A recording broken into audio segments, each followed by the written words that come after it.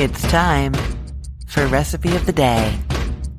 When I'm doing steaks for date night, or really anytime I'm doing like a special meat kind of thing for dinner, I often like to do some mushrooms, and I have discovered that they are wonderful done in the air fryer. So today I'm telling you how to make mushrooms in the air fryer. I think the great thing about cooking mushrooms in the air fryer is that they end up lovely when you leave them whole. They brown nicely on the outside, a little bit of caramelization, but are still like plump and juicy inside.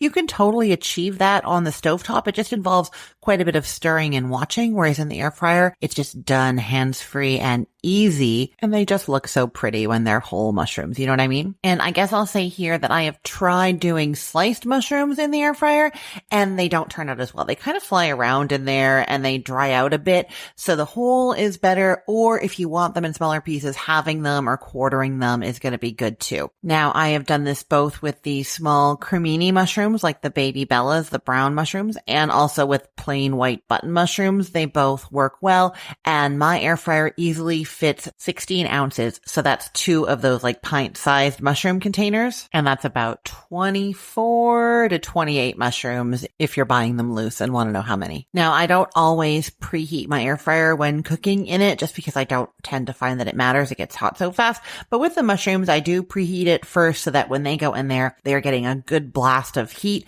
and don't just start like soaking up the oil before it has a chance to actually do any cooking, you know? So get your air fryer preheated to 400 degrees Fahrenheit, and then you're going to wipe the mushrooms clean. So you're not supposed to rinse them in water. I sometimes do, and I don't really notice that it has that huge of an effect, but everybody says not to, so I will tell you not to also. Instead, what you want to do is get some paper towel and dampen it well in the sink, wring that out a bit, and then use that to brush off any dirt from the mushrooms and just kind of wipe them clean. Then put those mushrooms in a bowl and add 2 tablespoons of cooking oil. So that's olive oil, grapeseed oil. I know that sounds like a lot, but the mushrooms do soak up the oil, and so you need that good coating to really help them cook in there.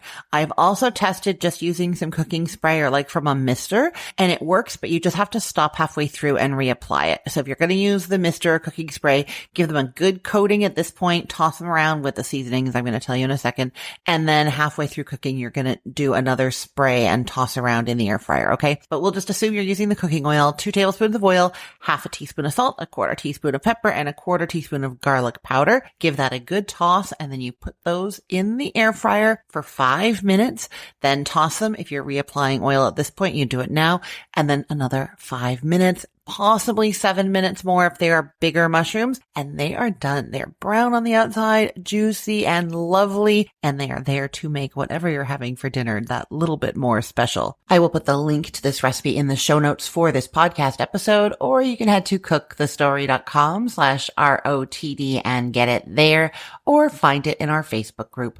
facebook.com/groups/recipeotd. And hey, just a quick note. I'm on a recording hiatus right now, so for the next little while, I'm replaying episodes from the archives, including this one. If you heard me mention a holiday, a season, or something going on in my life that seemed a bit off, that's why. Thanks so much for listening, and I hope you're enjoying these older episodes. I am Christine Pittman from cookthestory.com, thecookful.com, cookfor2.us, and from this podcast, Recipe of the Day. I hope you have a great day. Let's get cooking.